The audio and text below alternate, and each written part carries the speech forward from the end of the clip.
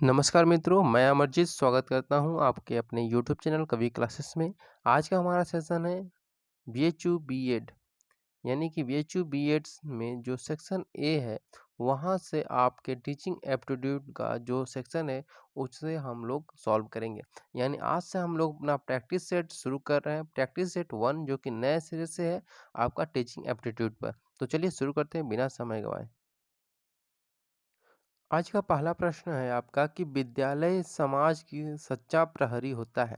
वाक्य है कि विद्यालय समाज का सच्चा प्रहरी होता है। इस कथन का अर्थ क्या होगा? तो चार ऑप्शन दिए हैं। विद्यालय द्वारा समाज का विकास सुनिश्चित होता है। दूसरा दिया है विद्यालय द्वारा समाज के भावी नागरिकों का भविष्य बनता है। थर्ड ऑप्शन दिया है कि विद्यालय समाज की आर्थिक प्रगति में सहायक होता है। या फिर फोर्थ ऑप्शन दिया है कि समाज को सही दिशा में बढ़ाने के प्रति विद्यालय उसकी रक्षा करता है।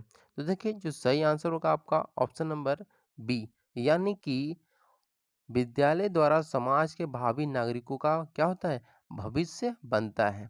इसीलिए विद्यालय को क्या कहा जाता है? समाज का सच्चा प्रहरी कहा जाता है। क्वेश्चन नंबर 2 दिया है कि विद्यालयों में आयोजित होने वाली सामूहिक बाल सभाओं से क्या होता है? बच्चों का विकास सुनिश्चित हो जाता है, बच्चों में टीम भावना बढ़ जाती है, या फिर बच्चों में आपसी वैमनस्य बढ़ता है, या फिर बच्चे स्कूल जाने से कतराने लगते हैं। तो यहाँ पे सही आंसर होगा आपका ऑप्शन नंबर बी, यानी कि बच्चों में टीम भावना क्या होती है? बढ़ जाती है। क्वेश्चन नंबर 3 है कि विद्यालय परिवेश को बेहतर बनाए रखने में कौन सहायक नहीं होता है? यहाँ पे ऑप्शन नंबर चार ऑप्शन दिए हैं। पहला दिया है शिक्षकों का परस्पर संबंध, बी दिया है कि विद्यालयों का पाठ्यक्रम, सी दिया है विद्यार्थियों का परस्पर संबंध, या फिर डी दिया है कि शिक्षक विद्यार्थी संबंध। तो सही आंसर होगा आपका ऑप्शन नंबर बी, यानी कि विद्यालयों का जो पाठ्यक्रम होता है, यानी कि स्कूली जो करिकुलम होता है, वह क्या होता है कि सहायक नहीं होता है विद्यालय परिवेश को बेहतर बनाने के लिए। क्वेश्चन नंबर 4 है कि परिवार बालक की शिक्षा को किस प्रकार प्रभावित करता है? तो चार ऑप्शन दिए हैं। सुख सुविधाएं जुटा करके, या फिर बालक को स्कूल भेज करके, या फिर दिया है कि गृह कार्य करने में सहायता करके, या फिर समाज की संस्कृति के संस्कार डाल करके। तो यहाँ पे सभी को पता है कि अगर आप इस मतलब विद्यालय में पढ़ाई कर रहे हैं और एक हॉस्टल वाले स्टूडेंट नहीं हैं, तो वहाँ पे क्या होगा कि अगर आप इस घर पे रहकर पढ़ाई कर रहे हैं, तो वहाँ पे आपको जो भी सामाजिक कार्य हैं, वहाँ पे आपको भागीदारी करनी होगी, और भागीदारी करने के चक्कर में आप अपनी जो पढ़ाई है, स्टडी है, वहाँ पे आपके पढ़ाई पर व्यवधान आएगा। तो इस प्रकार हम कह सकते हैं कि हमारा जो सही आंसर होगा आपका ऑप्शन नंबर डी, यानी कि समाज की संस्कृति के संस्कार डाल करके जो परिवार है, वह बालक की या बालिका की जो शिक्षा है, उसको प्रभावित करती है। क्वेश्चन नंबर 5 दिया है कि विद्यार्थियों में सहयोग को प्रोत्साहित करने के लिए आप क्या करेंगे? सबसे पहले आप उनको सहयोग के लिए लाभ बतलाएंगे, या फिर आप समूह की क्रियाएं करने को देंगे, या फिर ऑप्शन नंबर सी सहयोग पर उन्हें तस्वीर दिखाएंगे, या फिर ऑप्शन नंबर डी यानी उन्हें रचनात्मक कार्य करने को देंगे। तो चार ऑप्शन में सही आंसर होगा आपका ऑप्शन नंबर डी, यानी कि उन्हें रचनात्मक कार्य करने को आप देंगे, ताकि विद्यार्थियों में जो सहयोग करने की जो भावना है, वह उससे प्रोत्साहित कर सकें आप। क्वेश्चन नंबर 6, हमारे समाज में भ्रष्टाचार का बोलबाला है, इसके प्रति आपकी क्या धारणा है? एज ए टीचर अगर आपसे क्वेश्चन पूछा जाए कि अगर हमारे सोसाइटी में करप्शन फैला है, तो आप इसे कैसे दूर करेंगे? तो आपके पास चार ऑप्शन होंगे। पहला ऑप्शन होगा कि मैं इसे दूर करने हेतु शिक्षा में परिवर्तन करना चाहूँगा, ऐसे लोगों को घृणा की दृष्टि से देखूंगा, इसका कारण जानने का प्रयास करूंगा, इसके प्रति कोई ध्यान नहीं दूंगा। तो देखिए इसका जो उचित और सही आंसर होगा वह यह होगा कि मैं इसे दूर करने के हेतु शिक्षा में परिवर्तन करना चाहूँगा। शिक्षा यानी कि एजुकेशन, जो भी एजुकेशन आप देना चाहते हैं, जैसे कि जो करिकुलम आपके पास है, उसके अकॉर्डिंग आप पढ़ाई कराइए, लेकिन इसके अलावा जो मोरल चीज़ें हैं, वह भी अपने स्टूडेंट को आप बताइए, ताकि जो हमारे सोसाइटी में करप्शन फैल है, उसे वो आप दूर कर सकें एज ए टीचर।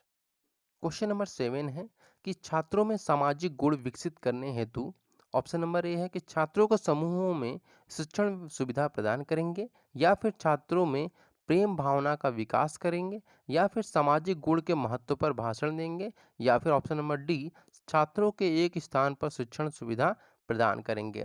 तो यहाँ पे सही आंसर होगा आपका ऑप्शन नंबर ए, यानी कि छात्रों में सामाजिक गुण विकसित करने हेतु आप छात्रों को जो समूह है, उस समूहों में शिक्षण सुविधा प्रदान करेंगे, ताकि उनके अंदर क्या हो सके, एक सोसाइटी जो हमारे पास आसपास होते हैं, जैसे सोसाइटी में लोग रहते हैं, उसी प्रकार से छात्रों का एक गुट हो और ग्रुप हो, और उस ग्रुप में लोग क्या करें, जो स्टूडेंट हैं वह एजुकेशन प्राप्त कर सकें। क्वेश्चन नंबर 8 दिया है कि आजकल समाज में जो शिक्षक हैं उसको अच्छी नज़र से नहीं देखते हैं। तो इसका सबसे बड़ा कारण आप क्या मानते हैं? एज अ टीचर आप खुद को रखें कि आजकल सोसाइटी में एज अ टीचर जो है उनको अच्छी नज़र से नहीं देखा जाता है। तो उसके लिए 4 ऑप्शन दिए हैं। पहला दिया है कि शिक्षक अपना कार्य लगन से नहीं करते हैं। सेकंड है कि अधिक ट्यूशन करने लगे हैं, इसलिए शिक्षकों को क्या माना जाता है, अच्छी नज़र से नहीं देखा जाता है। तो यहाँ पे तीसरा जो ऑप्शन दिया है वह राजनीति में अधिक रुचि लेते हैं, या उपरोक्त सभी कारण हैं। तो यहाँ पे चारों ऑप्शन में आप कह सकते हैं कि चारों के चारों वो सही हैं। क्वेश्चन नंबर 9 देखते हैं। दिया हुआ है कि क्वेश्चन नंबर 9, विद्यालय बहुत सी सहगामी क्रियाओं की व्यवस्था करता है, इनके प्रति आपका क्या दृष्टिकोण होगा?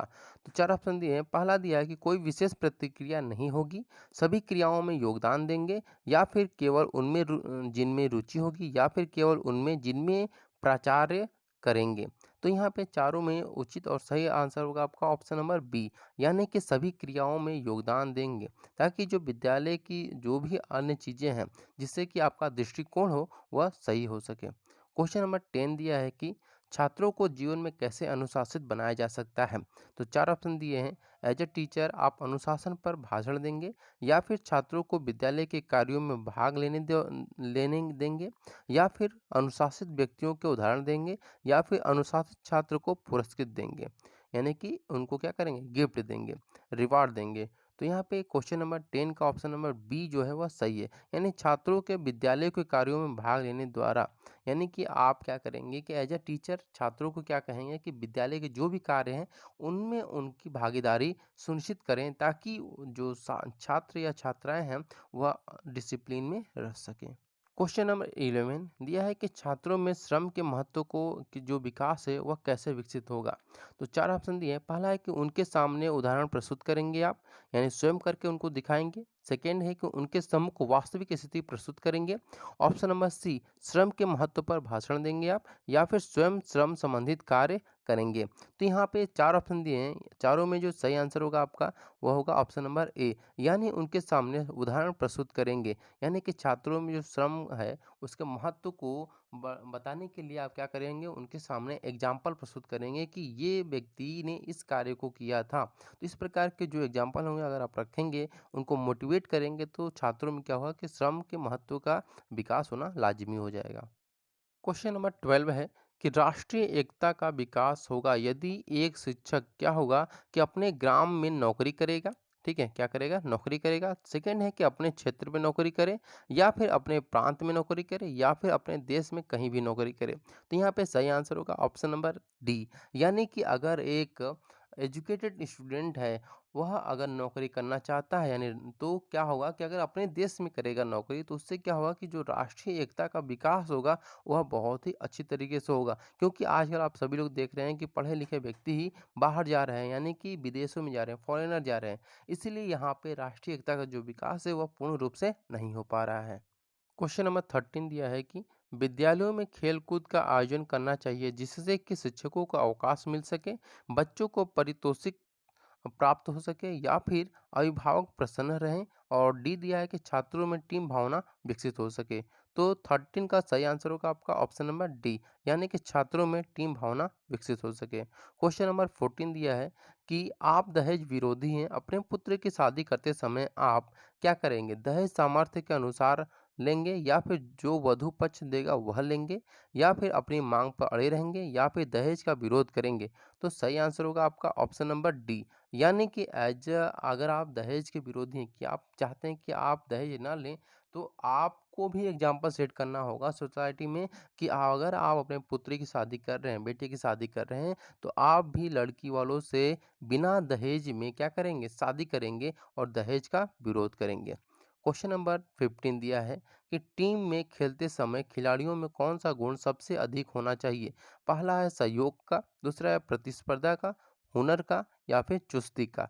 तो चारों में सही आंसर होगा आपका ऑप्शन नंबर ए, यानी कि सहयोग का जो भावना है वह सबसे ज़्यादा होना चाहिए। सहयोग का जो गुण है यानी कि क्वालिटी है वह अधिक होना चाहिए, क्योंकि कहा जाता है कि टीम क्या है, टीम जो है वह सहयोग की चीज़ें हैं। यानी कि अगर आपके अंदर गुण है टीम का सहयोग करने का एक-दूसरे का, तभी आप एक टीम में खेल सकते हैं। क्वेश्चन नंबर 16 दिया है कि विद्यालयी शिक्षा का उद्देश्य हर बच्चे में किस चारित्रिक विशेषता का विकास करना है। तो चार ऑप्शन दिया है, आज्ञाकारिता, विनोद प्रियता, स्वावलंबन या फिर संवेदनशीलता। तो सही ऑप्शन है ऑप्शन नंबर डी सी, यानी कि स्वावलंबन का विकास करना है, ये क्या है, एक शिक्षा का उद्देश्य होता है।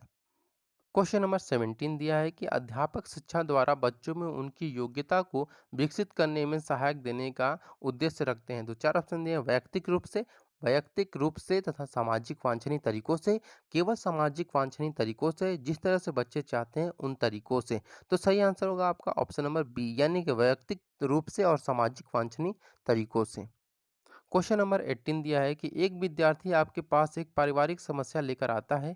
एक अध्यापक के रूप में आप क्या करेंगे? उस पर ध्यान नहीं देंगे, उसको ठीक से सुनेंगे और उसको उचित सलाह देंगे। उसको बतलाएंगे कि समस्या का स्कूल से संबंध नहीं है। इस बारे में उसके परिवार के सदस्यों से बात करेंगे। तो इस लिहाज से जो हमारा सही आंसर होना चाहिए वो होगा ऑप्शन नंबर बी, यानी कि उसको ठीक से सुनेंगे और उसको उचित सलाह देंगे। क्वेश्चन नंबर 19 पे आते हैं। दिया है कि अपने देश को उन्नति के शिखर पर लाने हेतु उन्नत देशों का उदाहरण देंगे आप, उसके लाभ पर व्याख्यान कराएंगे या फिर लेख का आयोजन करेंगे, इसके उपायों को छात्रों को बताएंगे। तो चारों में से जो सही आंसर होगा आपका ऑप्शन नंबर डी, यानी कि इसके उपायों को छात्रों को क्या करेंगे आप, बताएंगे। क्वेश्चन नंबर 20 दिया है कि समय को बर्बाद न करने हेतु छात्रों को समय के महत्व पर भाषण देंगे, समय बीतने पर पछताना पड़ता है यह बताएंगे आप, स्वयं समय का सदुपयोग करना चाहिए, उपरोक्त सभी कार्य करेंगे। तो क्वेश्चन नंबर 20 का ऑप्शन नंबर डी, यानी कि स्वयं सभी कार्य करेंगे। क्वेश्चन नंबर 21 दिया है कि समाज में प्रचलित भ्रष्टाचार दूर करने हेतु क्या करेंगे आप, छात्रों को उसका कुप्रभाव बताएंगे, भ्रष्टाचार के कारण जानने का प्रयास करेंगे, इस पर व्याख्यान कराएंगे या फिर विद्यालय में भ्रष्टाचार के कुप्रभाव पर गोष्ठी कराएंगे। तो सही आंसर होगा आपका ऑप्शन नंबर डी, यानी कि विद्यालय में भ्रष्टाचार के कुप्रभाव पर एक गोष्ठी करवाएंगे। क्वेश्चन नंबर 22 दिया है कि आजकल छात्र पढ़ने से जी चुराते हैं, निम्नलिखित में से इसका कारण क्या हो सकता है। चार ऑप्शन दिए हैं। पहला है कि वे शिक्षा के महत्व को नहीं समझते हैं, उनके शिक्षक स्वयं नहीं पढ़ते हैं, घर पर कोई नहीं पढ़ता है, या फिर वे जानते हैं कि वे पढ़ने से कोई लाभ नहीं होगा। तो क्वेश्चन नंबर 22 का सही आंसर होगा आपका ऑप्शन नंबर ए, यानी वे शिक्षा के महत्व को नहीं समझते हैं, इसलिए जो छात्र हैं वह आजकल पढ़ाई से जी चुराने लगे हैं। क्वेश्चन नंबर 23 दिया है, यदि आपके विद्यालय में भिन्न भिन्न जाति वाले शिक्षक हैं तो आपका उनके प्रति व्यवहार कैसा होगा। तो ऑप्शन नंबर ए दिया है कि कोई मतभेद नहीं रखेंगे, उनसे विशेष संबंध नहीं रखेंगे, या फिर केवल अपने विषय वाले शिक्षक से मिलेंगे, या फिर अपने कार्य से मतलब रखेंगे। तो क्वेश्चन नंबर 23 का सही और उचित आंसर होना चाहिए आपका ऑप्शन नंबर ए, यानी कि कोई मतभेद नहीं रखेंगे किसी से भी, चाहे वह किसी भी जाति वाले शिक्षक होंगे। क्वेश्चन नंबर 24 दिया है कि यदि कोई अभिभावक आपसे मिलने कभी भी नहीं आता है तो आप क्या करेंगे, बालक पर ध्यान नहीं देंगे, अभिभावक को लिखेंगे, स्वयं उनसे मिलने आएंगे, या फिर बालक को दंड देना प्रारंभ कर देंगे। तो क्वेश्चन नंबर 24 के लिए सही आंसर होगा आपका ऑप्शन नंबर बी, यानी अभिभावक को आप लिखेंगे कि कृपया आइए और स्कूल में मिलिए। ठीक है, क्वेश्चन नंबर 25 यहाँ पे देख लीजिए आप लोग।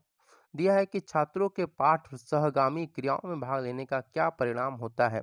तो चार ऑप्शन दिए हैं। पहला है कि वे पढ़ाई पर ध्यान नहीं देते, उनका सर्वांगीण विकास होता है, छात्रों का समय नष्ट होता है, विद्यालय में अनुशासनहीनता फैलती है। तो इसके लिए जो सही आंसर होगा आपका ऑप्शन नंबर बी सही होगा, यानी कि उनका सर्वांगीण विकास होता है। उम्मीद है आज का सेशन आप लोग को अच्छा लगा होगा। अगर आपको हमारा सेशन अच्छा लगे, क्योंकि यह जो आपका सेशन है टीचिंग एप्टीट्यूड, क्या है, टीचिंग एप्टीट्यूड, यह आपके बीएचयू बीएड के साथ साथ इलाहाबाद बीएड जो लोगों ने भरा है वहाँ पर भी यह सेशन आपको काम आएगा, क्योंकि वहाँ इलाहाबाद बीएड में भी आपको 20 क्वेश्चन आपको मिलेंगे टीचिंग एप्टीट्यूड के। अगर आप इलाहाबाद बीएड की भी तैयारी कर रहे हैं और बीएचयू बीएड की, तो दोनों के लिए यह सेशन बहुत महत्वपूर्ण होने वाला है। तो फिर अगर आपको सेशन अच्छा लगे तो प्लीज़ लाइक करिए, शेयर करिए, और अगर हमारे चैनल पे आप नए हैं तो ज़रूर हमारे चैनल को सब्सक्राइब करिए। Thank you so much for watching this video.